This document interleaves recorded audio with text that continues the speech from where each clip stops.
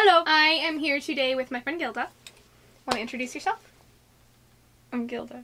I meant like, why are you here in this LGBT month? I'm here, I'm queer, and I'm here to talk about some differences, some distinctions. Today we're going to talk about the difference between bi, pan, and poly. And those are prefixes that can go with several suffixes, correct? Yes. Want to give us some examples? Bisexual and biromantic, and then polysexual and polyromantic, and polyamorous is something different. And then pansexual or panromantic. I guess a good place to start is bisexuality and polysexuality are the most, I think, commonly confused ones. It's really up to the person who is identifying as such, how they want to identify, I guess. But by definition, the bi in bisexual means the same and other.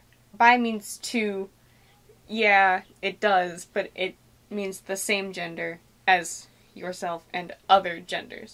And it can be more than one other gender, but it's under the Other is one label, and same is the other label, and they get smooshed together to be bi. Yeah. Polysexual is also multiple genders, but not all genders. So usually I would think of poly as liking multiple other genders, but not being attracted to the one that you are yourself.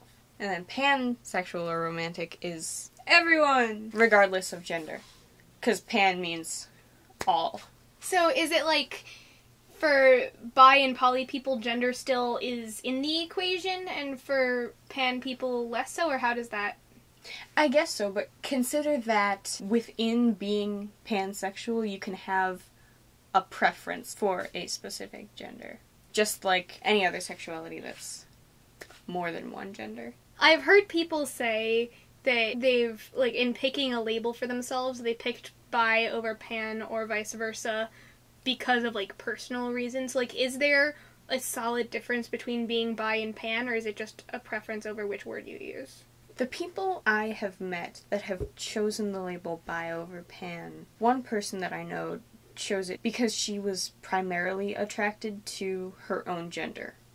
And, like, low-key to some other genders, but, like, mostly to her gender. Mm-hmm. So she thought it was appropriate to, rather than emphasize her attraction to all genders, to emphasize her attraction to some genders, and limit it more to her own. But that doesn't invalidate her bisexuality, because she's still bi even though she's primarily attracted to her same gender. Yes. That's a wrap. I hope you enjoyed this video.